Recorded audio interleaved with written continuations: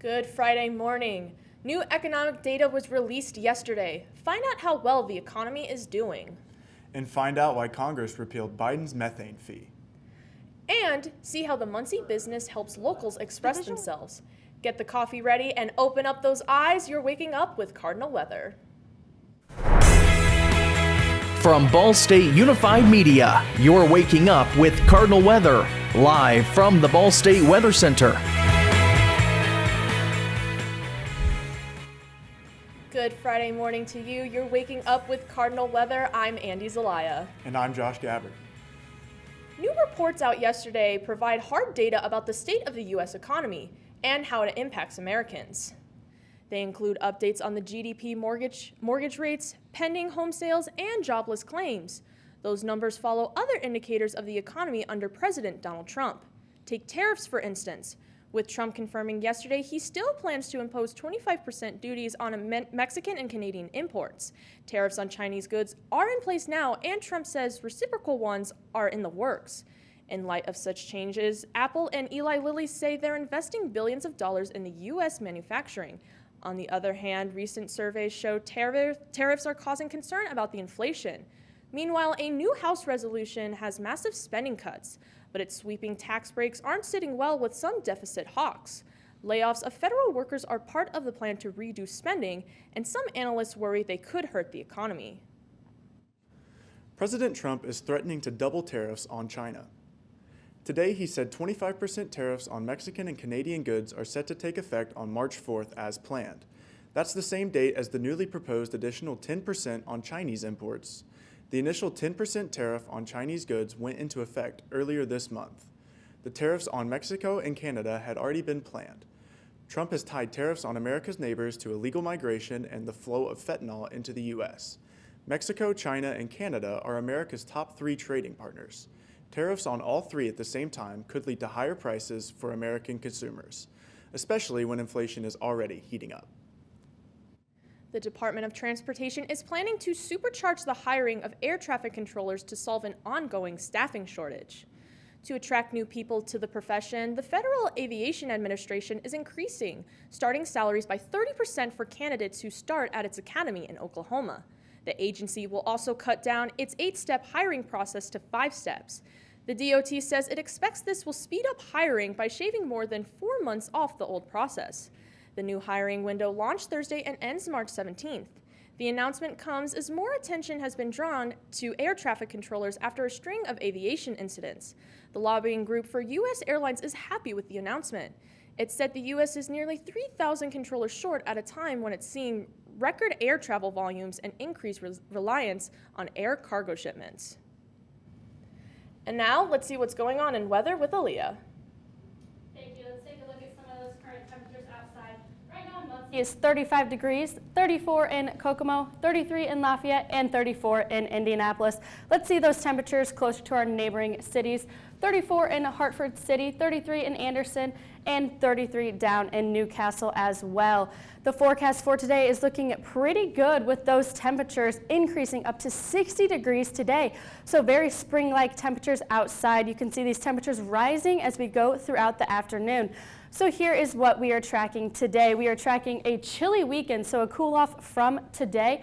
We are tracking gusty winds up to 55 miles per hour and some rain chances mid to later next week. Thank you so much, Aaliyah. Coming up, find out why Congress repealed a Biden-era tax on methane. That's after your weather now.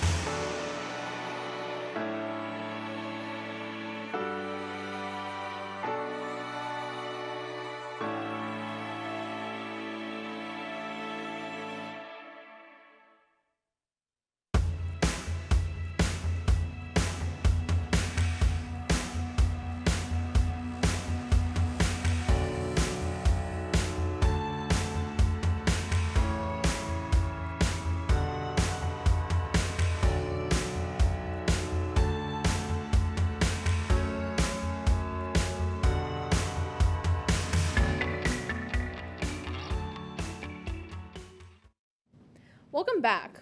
Congress has adopted a new resolution that will end the Biden administration's methane fee.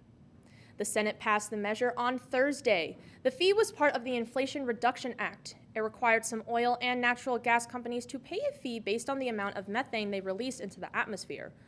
On Wednesday, the House passed a similar natural gas tax resolution to end the EPA's rule.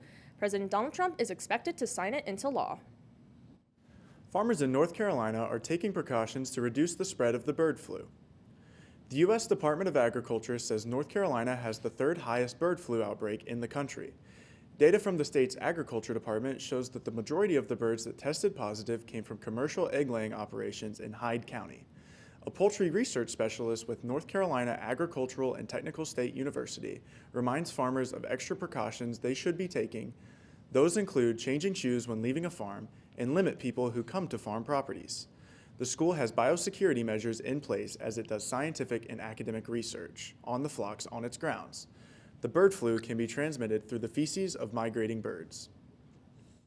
Elon Musk says Verizon efforts to provide a critically needed upgrade to the FAA's air traffic control system is failing, and it's important that Starlink take over. Starlink is a unit of SpaceX, Musk's satellite and rocket company. Verizon has a $2.4 billion contract to provide a long-sought upgrade to the FAA's communication system.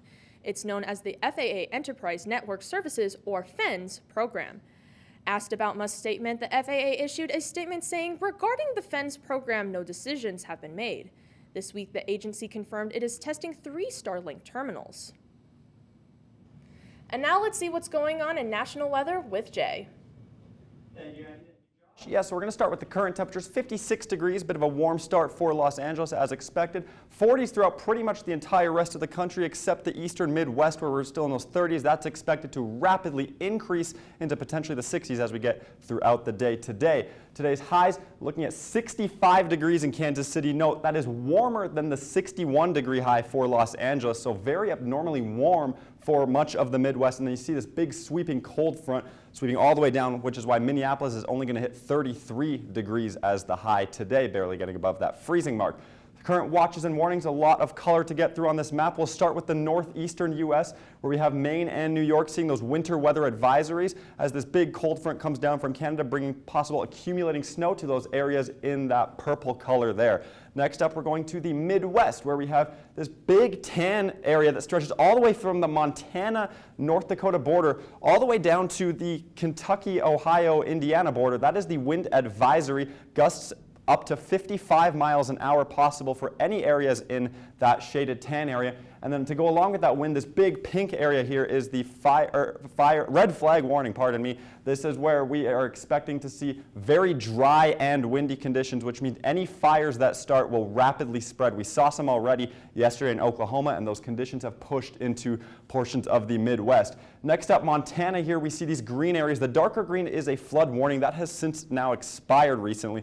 And the green is the flood watch. That is largely in part due to snow melt. And then up to Alaska, these pinks, these light pink colors are the storm watches and warnings, just due to the coastal region's high waves due to large gusty winds. Those are expected to persist throughout much of the day. And then the desert southwest here, this little tan region, is the fire weather watch. As the drought conditions continue, we're expecting to see fire weather possibly increase. The current radar, not much to talk about as we see a little bit of snow up in the upper Michigan Peninsula, but otherwise pretty dry throughout much of the country. And then this big sweeping cold front is going to bring a lot of colder weather as we head into the weekend for the Midwest. And then a little bit of a cyclone here down by LA going to bring a little bit of possible rain and wind to much of the California southwest region. But yeah, I was... The wind, especially with people heading over to spring break, it's got something they got to keep in mind for sure. Those gusty winds can easily topple semis on the highway and everything with people going home. I just think it's crazy that today at least, we're going to be like in 62 degrees, nice spring weather. Yep. They give us some hope, and then we're just right back in the cold weather. We'll get there soon. Well, thank you so much, Jay. Coming up, find out how this Muncie Dance Studio helps our community express themselves. That's after your weather now.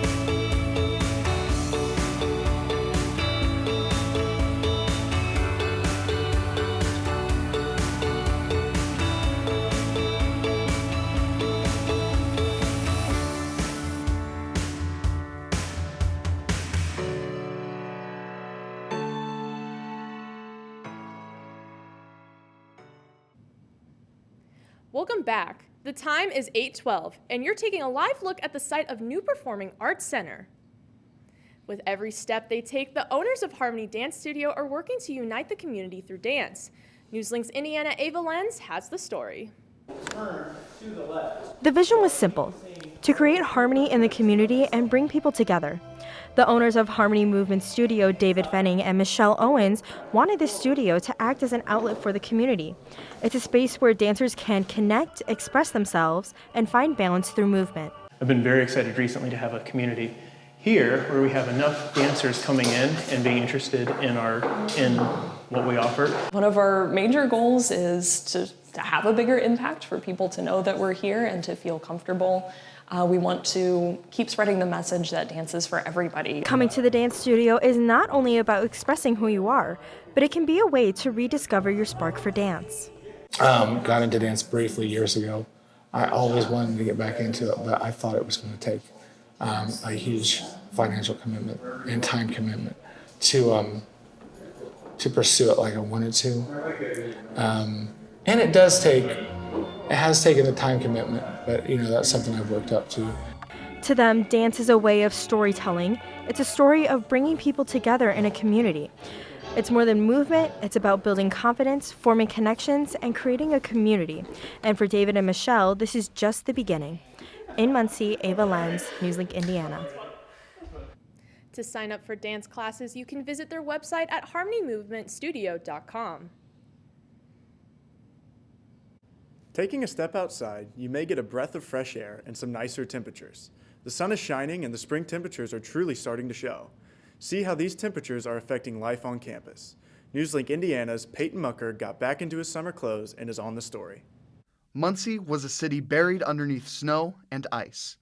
Freezing temperatures swamped across the Midwest, and winter seemingly striked again. However, what seemed overnight was a sudden change in temperatures. Today, Muncie had a high of 54 degrees.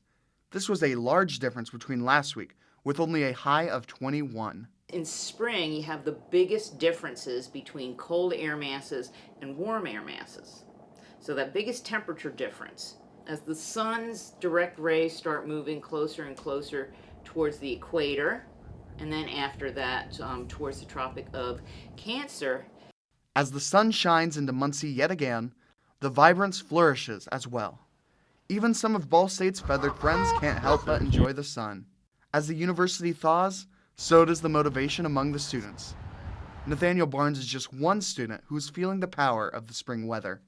When it was colder outside, I would kind of dread going to my Tuesday classes because it's early in the morning and I'm freezing out. It's warmer. I'm like, okay, I still got to wake up early in the morning, but at least I don't need to worry about bundling up so much just to trudge through a bunch of snow. The spring weather is rolling in for perfect timing, as spring break is just around the corner. For Ball State University, spring break is from March 2nd to March 9th, with classes resuming on March 10th.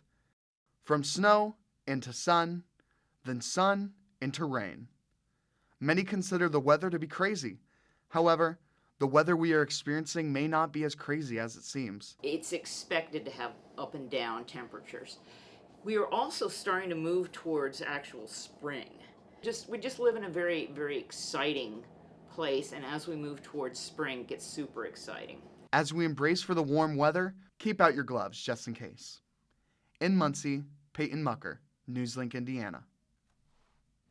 For more information regarding the changes in temperature, you can check the Ball State Daily or follow Newslink Indiana Weather on Facebook or Instagram. Speaking of those frequent weather changes, let's take a look at local weather with Aaliyah. And just like he said, you better keep those gloves on hand just in case, because we are going through that Indiana weather whiplash right now. Some current temperatures outside: 35 degrees in Muncie, 34 in Kokomo, 34 also in Indianapolis, and 37 over in Terre Haute. We are actually below what we were experiencing yesterday. 5 degrees below here in Muncie. You can see 8 degrees below, a temperature decrease from yesterday in Indianapolis, and then some of our southern cities are actually in the double digits below what we were experiencing yesterday at this time. However, those temperatures are going to increase significantly as we move throughout this afternoon, with a high of 60 degrees and a mostly sunny day overall. So this is a very spring-like day, like what he was talking about. However, we do live in Indiana and we just can't seem to catch a break. We do have 40-mile-per-hour wind gusts today for most of the day, and we are actually in a wind advisory until 7 p.m. this evening. This could cause gusts up to 55 miles per hour. So this could cause dangers if you are driving on the interstate, could cause power outages or trees to fall down. So if you have any outdoor furniture or anything like that, you might want to stick it inside today because it will be very, very windy out there. Let's take a deeper dive into this wind gust radar. You can see 43 miles per hour. This is 3 p.m. today. And as we move throughout this evening, this is 10:30 p.m., still 30 mile per hour wind gusts. And those are going to stick around until tomorrow. This is tomorrow morning at 7 a.m., 30 miles per hour as well. And then you can see they slightly decrease as we move throughout the day tomorrow. This is tomorrow afternoon at 4 p.m. They are only 23 miles per hour, but still pretty windy overall for this weekend. And also with this weekend, we do have temperatures decreasing. You can see that low tonight getting below the freezing point with a low of 28 degrees out there tonight. A mostly cloudy night overall, but gusts coming from coming from the northwest at 30 miles per hour. So a very chilly night overall. Those wind chills are going to cause it to feel a lot chillier than what it actually is. Tomorrow morning, 28 degrees at 8 a.m. and still at noon, and then warming up to 29 by 5 p.m. Those winds are coming from the northwest at 20 miles per hour and still gusts up to 30 miles per hour for the day tomorrow. And we are just on that temperature roller coaster. You heard the high today, 60 degrees, so very spring-like, a beautiful day outside besides those wind gusts. But then tomorrow's high is only 33 degrees, so just above that freezing point for the high of tomorrow. So this Indiana weather whiplash is really hitting us hard this weekend. Hopefully you're going somewhere warm for spring break, just in time to get out of here before those freezing temperatures decide to come back. You can see Saturday's high at 33 degrees. 45 on Monday, so warming up just a little bit. We do have some rain on Tuesday and Wednesday next week, some pretty heavy rain coming down next week, but you can see those lows are getting back into above freezing as we start next week. So hopefully spring is coming and we can get out of this hot coldness that we are experiencing. I like to call it the Indiana 12 seasons because Yes. Indiana has 13 seasons. Oh yeah, definitely. Instead I of think its we're in the spring of deception right now. If I Yeah. had to guess. Yeah. Well, thank you so Yes, much, thank you. O'Leil. Coming up, check out our analysis of MLB spring training. That's after your weather now.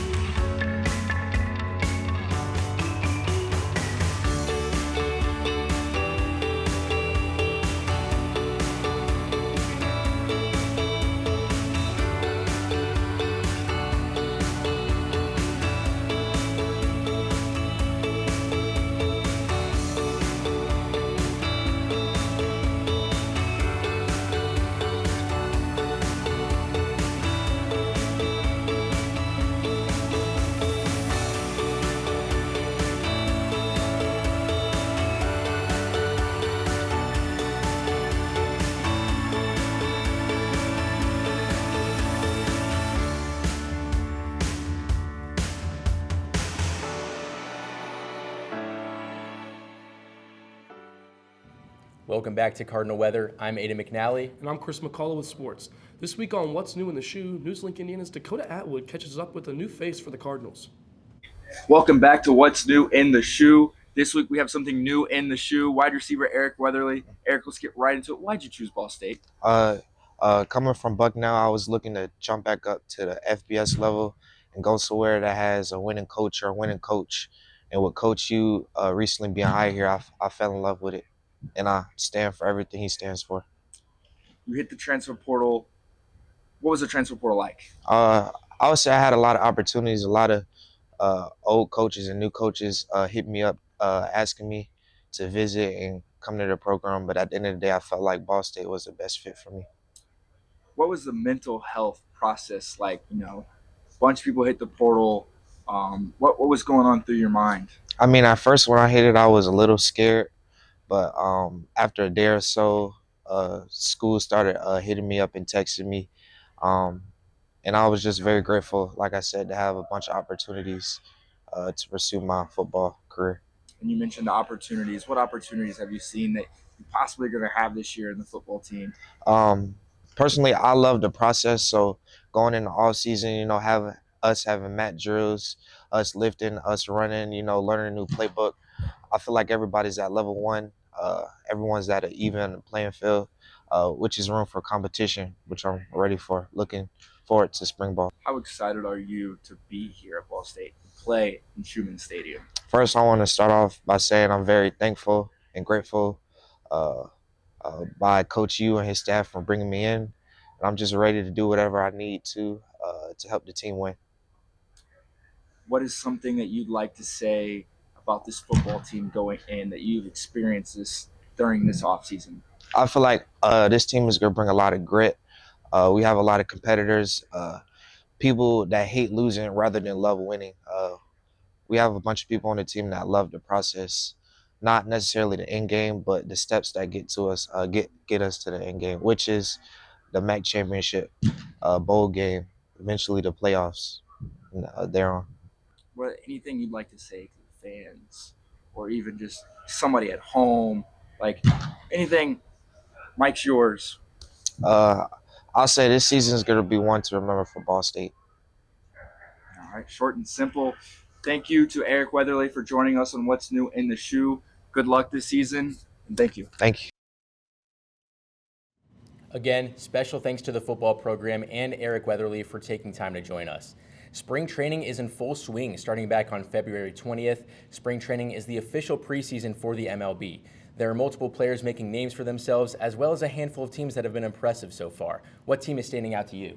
For me, it's the Washington Nationals, currently 3-2, but they've got a positive 11 run differential despite those 2 losses, so they're winning big. And the catalyst for that is Robert Hassel III, currently hitting a .571 batting average, 1 homer, 3 doubles, and 5 RBIs in just 14 at-bats. And once viewed as a top 10 prospect in the MLB and was a former top 10 pick back in 2020, looking to make a surge for the opening day roster amidst the young and talented, yet very crowded Washington Nationals outfield. That's a great pick. But the team that's impressed me so far is the Cincinnati Reds. They are 3-2 through 5 games, finding themselves 6th in the Cactus League. Whenever they win big. Whenever they lose, they barely lose. So this is a team that you could argue being an undefeated 5-0 in spring training so far. Keep an eye out for the Reds from Cincy this spring training. I'll make sure to keep an eye out for the Reds. Coming up, how the lasting snow has a lasting effect on your car with this morning's Breaking Down the Science. That's after your weather now.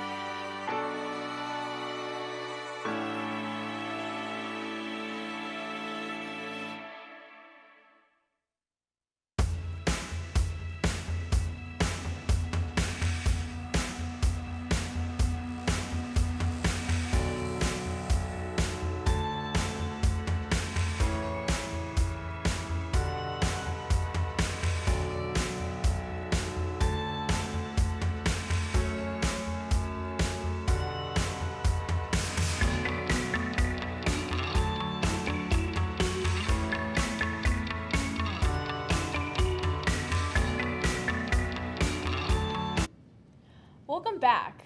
Now let's see Breaking Down the Science with Rachel.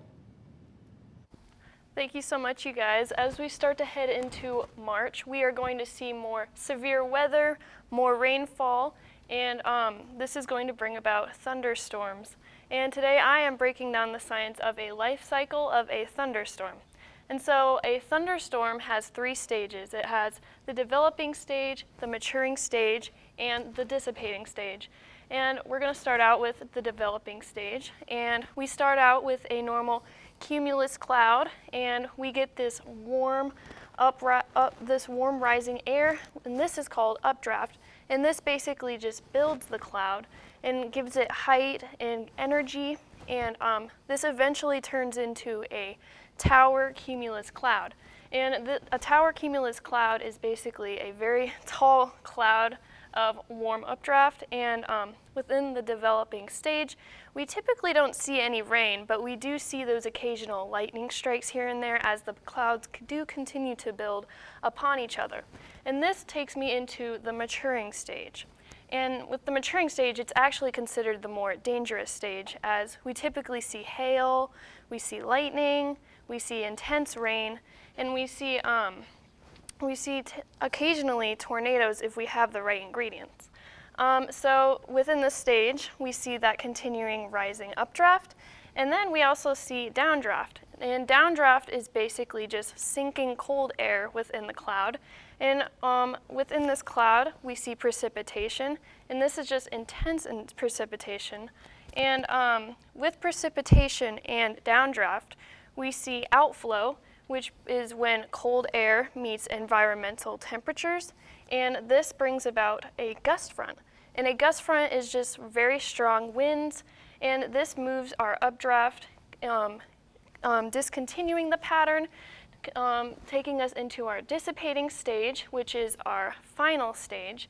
And within the dissipating stage, we see the downdraft has totally overpowered our updraft, so the storm is no longer building upon itself. We see the updraft sort of start to go away, and we see the rain has less intensified. And going back to when I was talking about the gust front, we see those winds continuing to sort of get rid of that updraft, and it sort of just starts to cool down in the environmental area. And that is the life cycle of a thunderstorm. Thank you so much. Back to you guys. Thank you so much, Rachel. Let's have a final look at weather for today. 7-day forecast. You can see today's high, very spring-like temperatures, 60 degrees. We do have a wind advisory, so wind gusts up to 55 miles per hour, so make sure you're planning your day around that and putting that outdoor furniture away so it does not blow. Between today and tomorrow, we do have almost a 30-degree temperature decrease, so starting this weekend off with those very, very chilly temperatures, but that's just in time for spring break if you are going somewhere. Next week, we have temperatures increasing and some chances of rain. Thank you so much, Aaliyah. That's all for Cardinal Weather this Friday morning. Thank you for joining us. We'll see you in 2 weeks. Have a great rest of your Friday and a fantastic spring break.